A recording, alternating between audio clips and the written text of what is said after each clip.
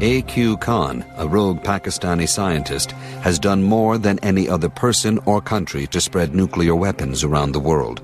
Name a nuclear hotspot, and Khan's clients are there. Iran, North Korea, Libya, and perhaps the deadliest potential customer, a terrorist network willing to make its own nuclear jihad. This is the story of one man's deadly legacy that spread around the world. How he managed to get away with it for so long, and how the nuclear seeds he helped plant could explode anytime, anywhere.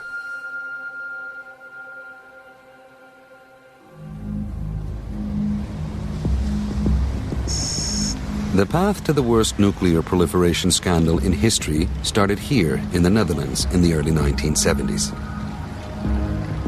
For more than a decade, a young Pakistani named Abdul Qadir Khan studied quietly in Europe, earning a degree in metallurgy. A.Q. Khan began as a nationalist. At that time, his sole purpose was to take revenge on India. That's when he started appropriating the secrets. From Amsterdam, Khan wrote to the Pakistan government, offering his services. He became, in effect, a spy working to steal the West's nuclear technology. He got a job at a subsidiary of Urenco, the European Nuclear Consortium. This was the holy grail of nuclear power that Khan was after. How to build centrifuges that spin fast enough to enrich uranium to make fuel for the bomb. When caught translating secret Dutch nuclear documents, Khan said he was just writing a personal letter home. Then Khan raised more suspicions by asking too many questions at a nuclear trade fair. Eventually, the highest levels of the Dutch government in The Hague and Western intelligence agencies realized they had a nuclear spy on their hands. Of course, this was discussed. It was known by our intelligence. Ruud Lubbers was a cabinet minister at the time. He would soon become prime minister. Safe to assume that already in 1975, Washington was aware that there was a young Pakistani, Mr. Khan, who had stolen knowledge of the enrichment knowledge technology. Although the CIA was fully informed, that must have been, they knew that there was still an attitude of, let's say fair, let it go. When the Dutch were ready to pick up Khan, the CIA and others in American intelligence went to the Dutch and said, no, don't touch him, we want to follow him. David Sanger, the White House correspondent for the New York Times, has been investigating the Khan network for more than 3 years. He says the CIA's gamble to let Khan go would eventually have devastating consequences. At some point along the way, the CIA lost track of Khan's transactions. They knew where Khan was, but they clearly didn't know what he was doing. The CIA knew Khan wanted to build the bomb for Pakistan. They never suspected he would soon have much bigger schemes.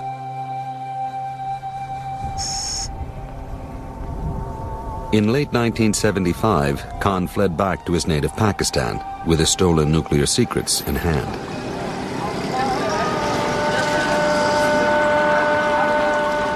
Ruled off and on by military dictators, at the time, Pakistan had 50% more soldiers than teachers.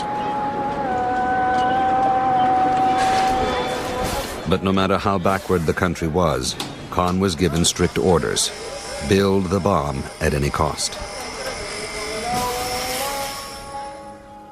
Those orders came from Pakistan Prime Minister Zulfikar Ali Bhutto. His daughter Benazir, who succeeded Bhutto after he was deposed and executed, recalls her father's famous words. He said, we will eat grass, but we will build the bomb. Bhutto called on the Arab world, hardliners like Palestinian leader Yasser Arafat, Libya strongman Muammar Gaddafi, and others. to rally behind his push for what he dubbed the Islamic bomb. No matter who is pitted against the forces of Islam, he said it quite clearly that the Christians have a bomb, the Jews have a bomb, and the only civilization that does not have a bomb is Islam. Shahid-ur-Rahman, a respected Pakistani journalist, literally wrote the book on Pakistan's nuclear quest. He says Khan set up a vast black market, drawing on the contacts he made while in Europe to get his hands on vital nuclear materials. There is no secret about this. Pakistan's nuclear program is based on borrowing, stealing, smuggling, and American money. Khan's bomb was a weapon for a military that got billions in aid from the United States. It was the 1980s, and America wanted a strong Pakistan to take on the Soviets in Afghanistan, even if that meant turning a blind eye to Khan's bomb program. Everybody knew that Pakistan was in the process of building a bomb.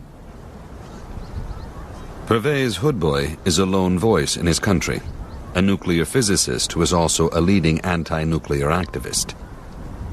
If you were to stop a cab in Islamabad or Rawalpindi and say, I want to go to the bomb factory, they would know exactly where to take you. And yet the CIA would specify year after year to the President of the United States that Pakistan was not about to make a nuclear weapon. Whatever the CIA knew, what it didn't calculate is that the bomb Khan was building might be attractive to other countries. Because to make fuel for his bomb, instead of using huge, costly plutonium reactors, Khan assembled a cascade of thousands of smaller, cheaper uranium centrifuges, spinning faster than the speed of sound. One little problem with a part, and they tear themselves apart. They explode. At the New York Times, when Khan's innovative techniques came to light, they were studied by science reporter William Broad, who joined David Sanger in investigating the Khan network. This flowchart shows the two paths to make a bomb, the plutonium route or the uranium route. And Khan took the shortcut. This is the plutonium route up here. You need reactors and all this kind of stuff. If you've got centrifuges and you can make this highly enriched uranium, you can short circuit all this stuff and just go directly to weapon or device fabrication. This is the one-stop shop, the easy, do-it-yourself technique.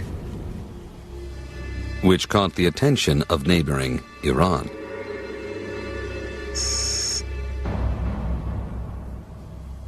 Khan was still perfecting his machines, but the Iranians secretly began buying drawings and parts from Khan in deals that eventually gave them about 500 centrifuges. Iran's nuclear program, much of it wouldn't exist if it weren't for the AQ Khan network. All of the technology for the centrifuges came straight from the AQ Khan network. But nobody, not the CIA nor the weapons inspectors in Iran, understood what Khan and the Iranians were up to. For the next 18 years, Iran would manage to keep its program secret until it exploded onto the world stage as a full-blown nuclear crisis.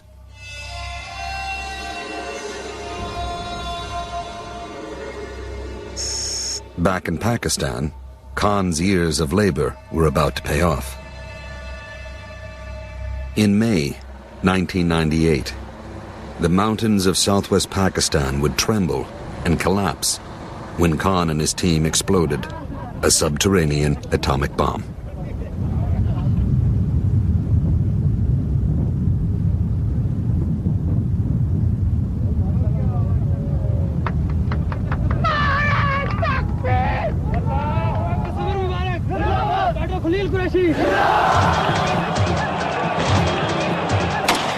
The people of Pakistan celebrated the birth of the Islamic bomb and their new nuclear hero, AQ Khan. Some people would want to die for him if necessary, to such an extent. He's loved, he's admired. Because they believe that he has given a bomb to a Muslim country. And why stop at giving the secret of his Islamic bomb to just one Muslim country? when Khan could make Pakistan the hub of the world's largest nuclear proliferation ring.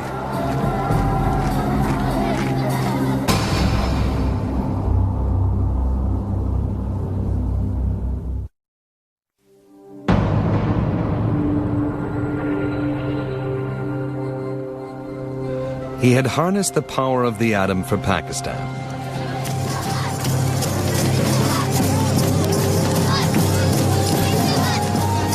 And now A.Q. Khan reveled in the glory. A hero to the people. And to presidents.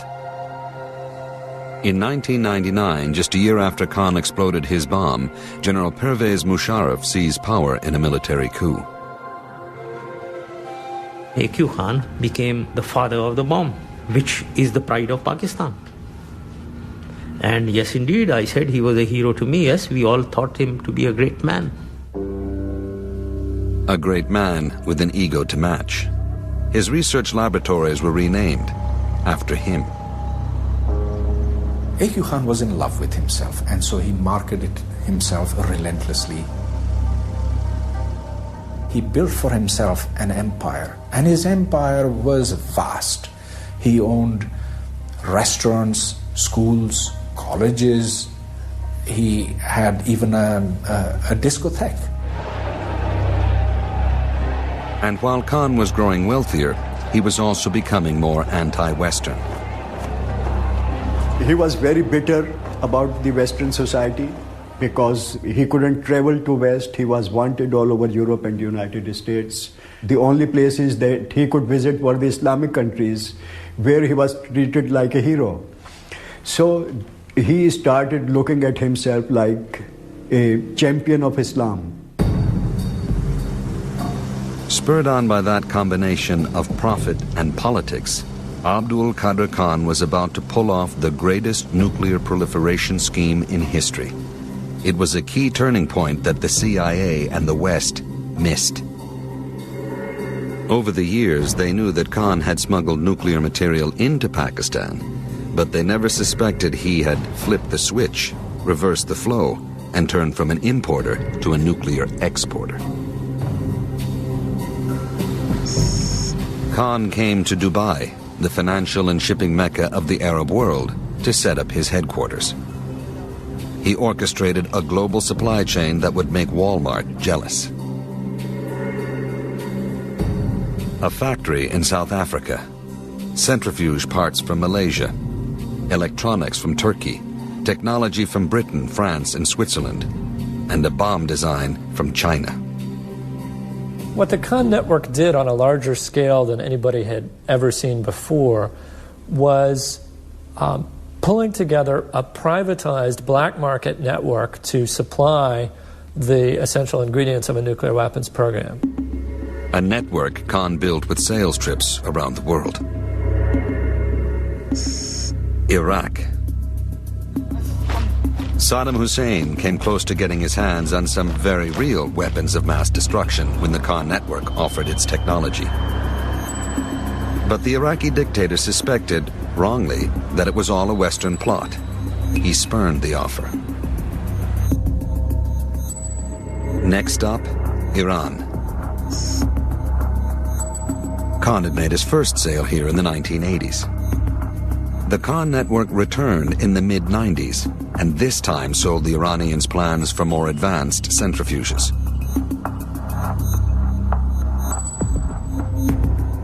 Then came an even more lucrative client, North Korea.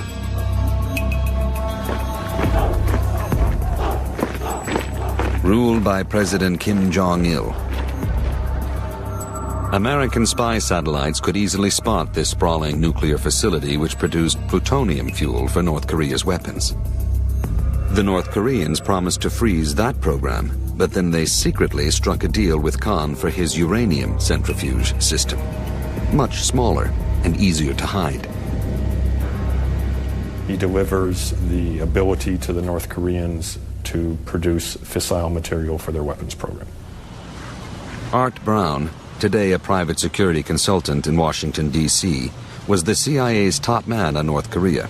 and like many of the nuclear spies, he found it hard to believe that Khan was acting alone.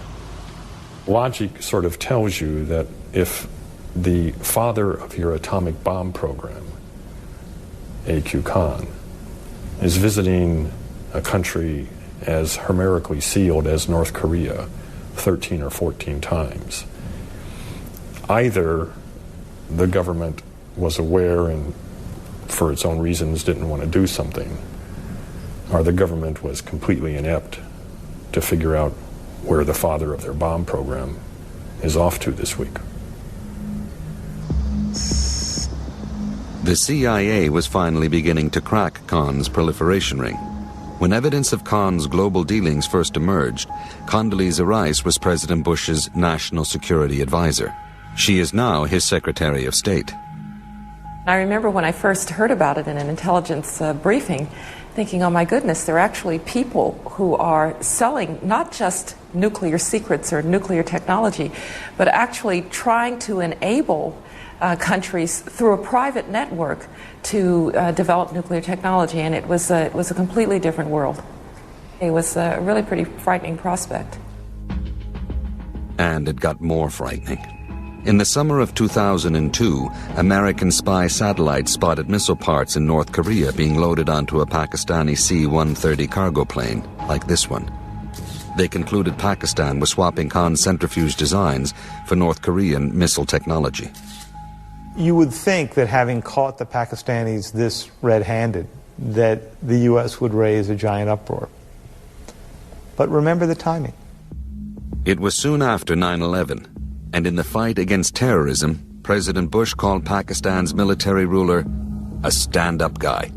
There was clearly a decision made within the Bush administration that you could not embarrass the Pakistanis about their nuclear program and hope to get their help on terrorism.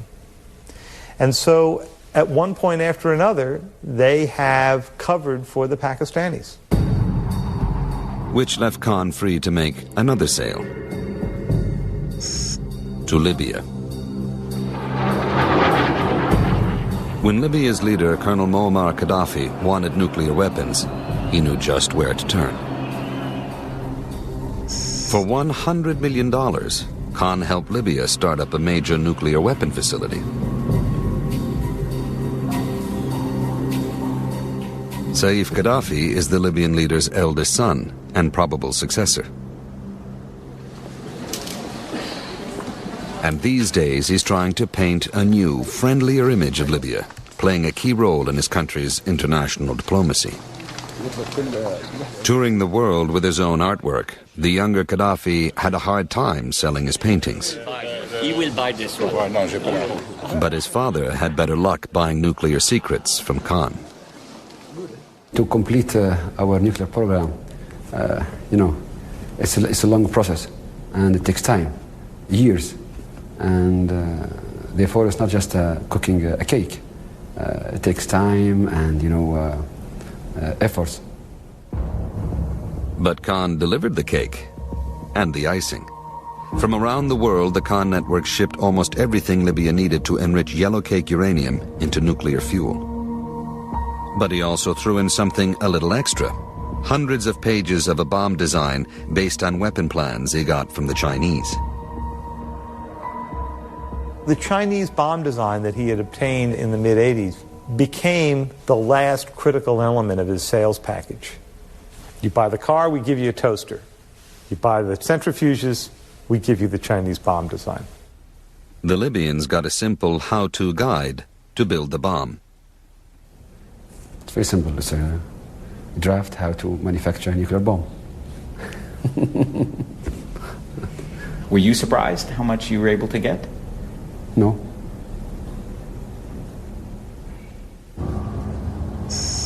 But there was a surprise for the Libyans, and for Khan. By now, American and British intelligence services had infiltrated deep inside Khan's proliferation network.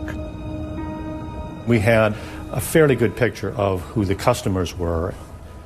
I can't get into sources and methods or any of the operational techniques, but I can say that the network was thoroughly penetrated.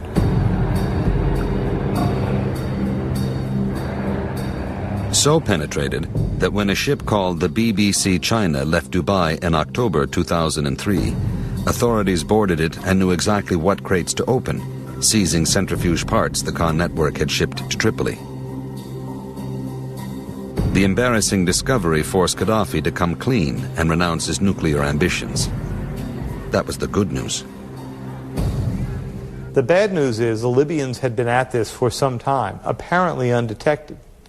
And it raises the question of what other shipments we have missed from the Khan network. That means that somewhere floating out in the world are the components for weapons seeking a home.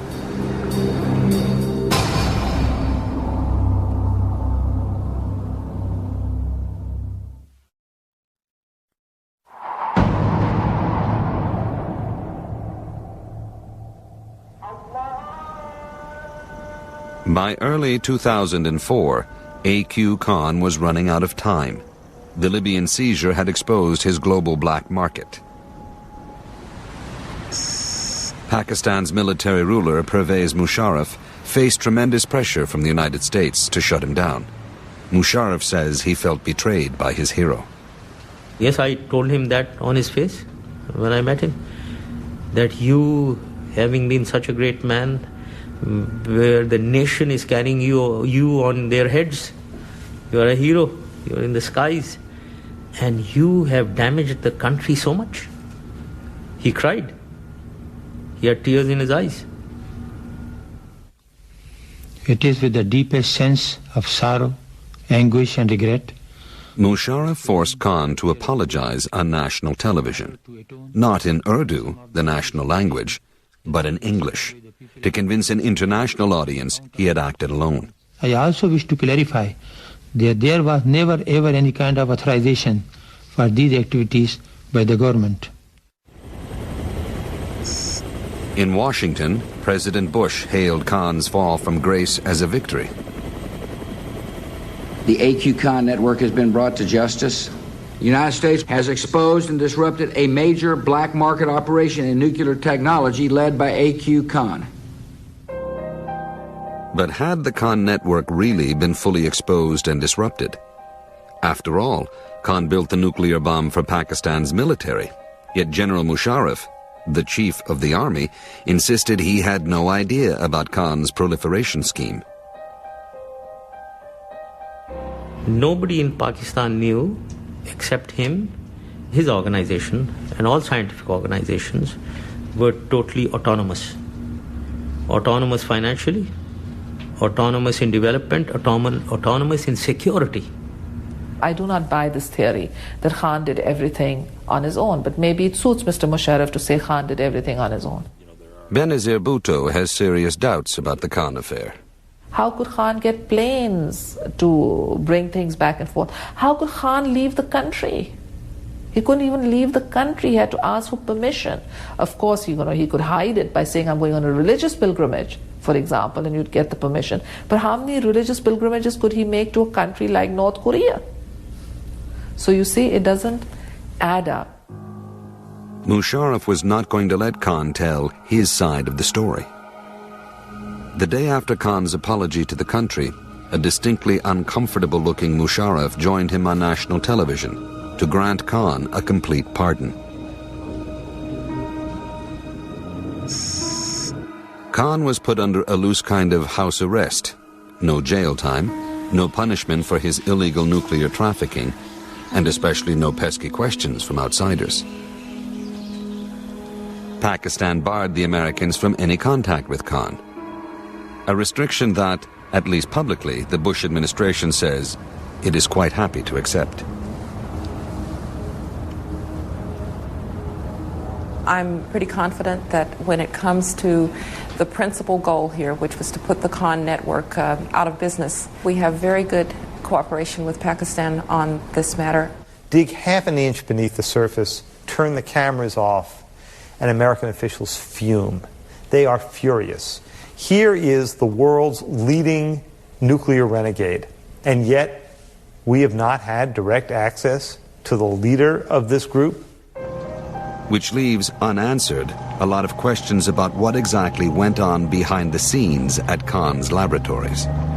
like this meeting in May 1999. It was just a year after Khan had successfully exploded his bomb, and he received the only foreign dignitary known to have visited his top-secret nuclear facility, Prince Sultan bin Abdulaziz Al Saud, at the time the Saudi Arabian defense minister. Today, he is the Saudi crown prince and next in line to be king. His country remains Pakistan's closest political and financial ally. Saudi Arabia built the world's largest mosque in Islamabad and funneled millions in oil subsidies to Pakistan while it amassed its nuclear arsenal. Saudi Arabia has always been key in the Pakistan nuclear program. The Saudis firmly deny that they have any plans for acquiring their own nuclear weapons. But Middle East expert Simon Henderson, who befriended Khan for many years, is not convinced. I fear that Saudi Arabia has certainly made the decision to go ahead to get nuclear-capable missiles. I fear that Pakistan is going to be the supplier of them. And Saudi Arabia could be just one of many potential nuclear clients. In his travels, Khan met a dizzying array of people from almost every continent. There were reports of interest in his nuclear wares from Malaysia, Egypt, and Syria, among others.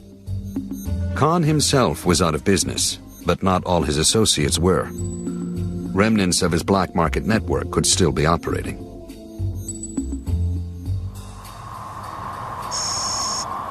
That's why they are so concerned here at the Vienna headquarters of the United Nations International Atomic Energy Agency. The agency's inspectors pored over computers turned over by Libya, Khan's last known client. They discovered that the Khan network had made digital copies of the nuclear centrifuge plans. They have no idea how many copies were made or who got them. That was an absolute wake-up call for everybody. Well, on North Korea, I think we need to start preparing ourselves. Mohammed al-Baradei and his agency won the Nobel Peace Prize last year for their work on nuclear proliferation. But he says Khan takes the prize for ingenuity. When we first came to know about the AQ Khan, network, it was, to me, mind-boggling. I never, in my wildest dreams, imagined that you can have a Walmart, a fully operational network trading nuclear material, nuclear equipment. It was a whole new picture for the UN's nuclear weapons watchdog. It had always been the agency's job to monitor how countries respect non-proliferation treaties. Now al-Baradei's team had to cope with an underground nuclear market selling not just to governments, but to the most dangerous of individual buyers. The network not simply worries me because of their supply to government, but the network worries me a much greater deal because of possible supply to terrorists.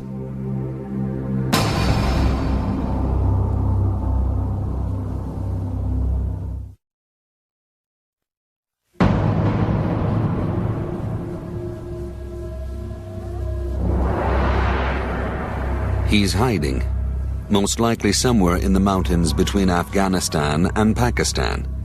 But the world's most wanted man, Osama bin Laden, has never hidden his nuclear quest. He even obtained this fatwa, a religious ruling from a Saudi cleric authorizing the use of nuclear weapons even if they annihilate all the infidels. We are in a race against time because we know that Al-Qaeda and other extremist groups would love to have to get their hands on nuclear weapons. And to get his hands on those weapons, bin Laden wouldn't have to go far. Hidden in secret locations throughout Pakistan are 30 to 50 nuclear-armed missiles. It is AQ Khan's greatest legacy to his country. But the fear is that overnight Pakistan could become a nuclear-armed state run by Islamist radicals. Pakistan's weapons are only as safe as the man whose finger is on the nuclear trigger in a country that has seen 4 military coups.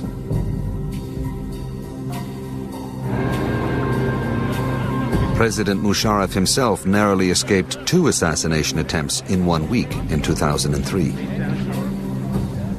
According to the Pakistanis themselves, it was military officers linked to al-Qaeda who twice attempted to assassinate the Pakistani president and got reasonably close. If that's what's going on with the military guarding the president, we have to wonder about what's going on with the military officers guarding the weapons. They are in very, very secure places. There is no doubt in my mind that they can ever fall in the hands of extremists. But extremists are all around Musharraf, not just in his army. Opinion polls give Osama bin Laden a 60% approval rating here. When Musharraf fired A.Q. Khan, the Islamic religious parties condemned him for caving into the U.S. by humiliating Pakistan's nuclear hero. The entire nation has been disgraced. When you humiliate the symbols of a national pride, then you humiliate the nation. To understand just how close Pakistan's military has been to Islamist radicals, look at Hamid Gul. The former head of Pakistan's powerful military intelligence services lives in a military quarter with all the comforts and perks of a retired general. But Gul never retired from politics. He's an advisor to the far-right Islamist parties. This exclusive footage shows Gul at a meeting of hardline supporters of the Taliban, still fighting in the hills of Afghanistan. Gul had helped the Mujahideen drive out the Soviets, and he even got to meet a certain rebel leader named Osama bin Laden. He wasn't a bloodthirsty animal as he's portrayed now. He came out to me as a very sensitive, a bit of a shy person, flashing black eyes, and a likable personality, I would say. Gul is not the only prominent Pakistani with unsettling sympathies. When A.Q. Khan exploded his bomb back in 1998, one of the leading nuclear scientists on hand was Sultan Bashar Mahmud. He ran the country's major plutonium plant until he was forced out when he became a fervent Taliban supporter.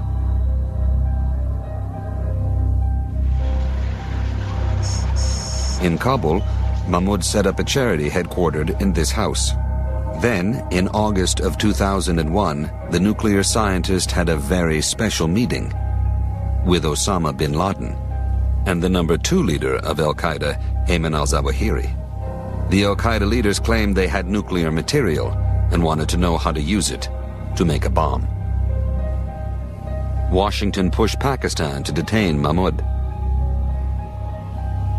President Bush declared his charity a terrorist organization which provided information about nuclear weapons to al-Qaeda.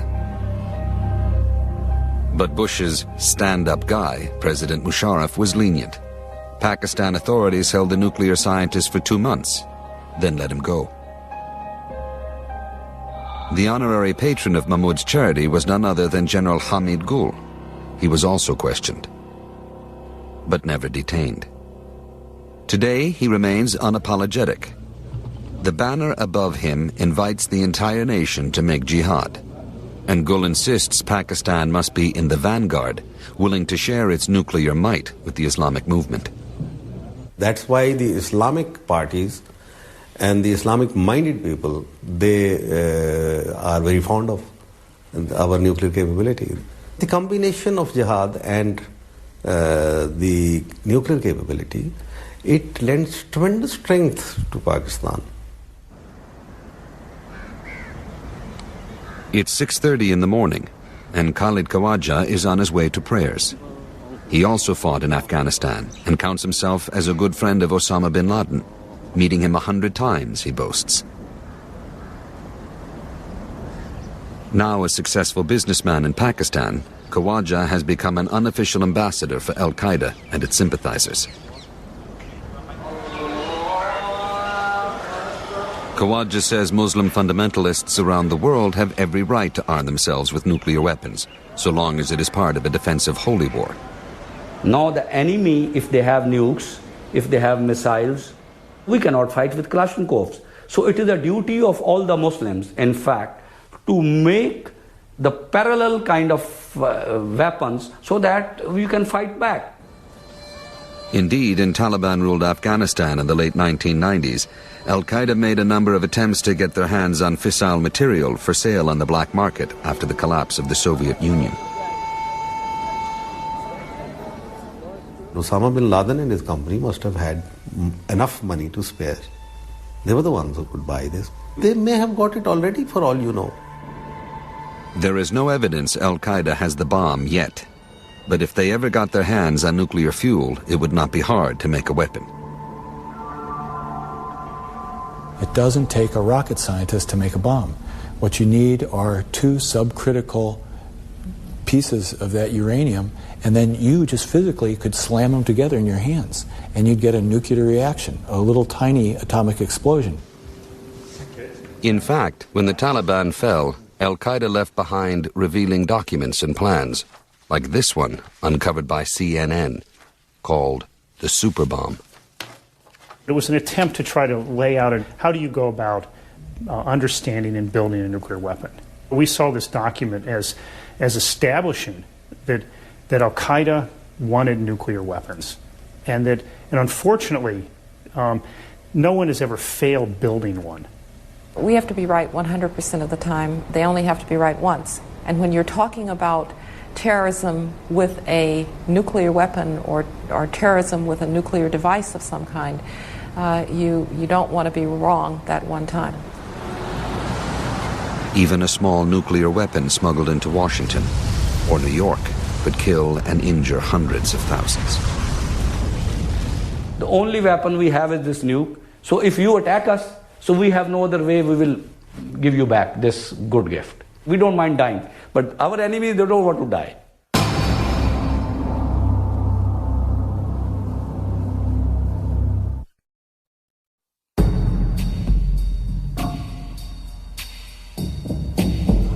It began as an Islamic bomb for one country.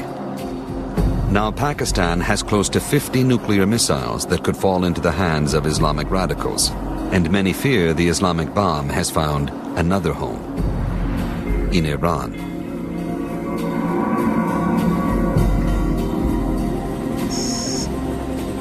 In front of this Iranian nuclear facility, hundreds of women have formed a human chain, but they are not protesting against nuclear power in Iran. They are here to symbolically protect it from the West.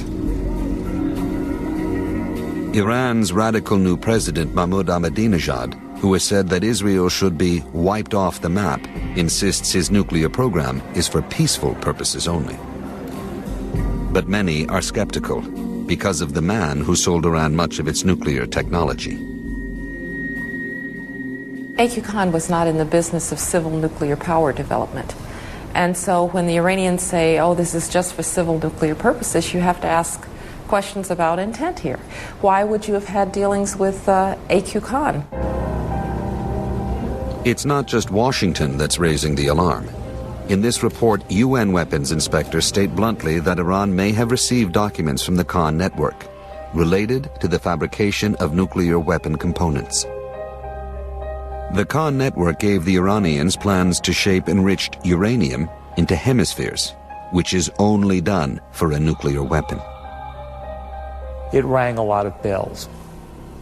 The Iranians said, oh, we just got this stuff in the other material. We never did anything with it. We never asked for it. We never paid for it. It just showed up. Fell off a truck. UN weapons inspectors also found evidence of a secretive plan for Iran's military to work with its nuclear scientists, testing high explosives and military re-entry vehicles. In other words, a warhead. It shows heavy military involvement. You're talking about designing warheads. You're talking about test explosions, it looks like, to perfect nuclear weapons.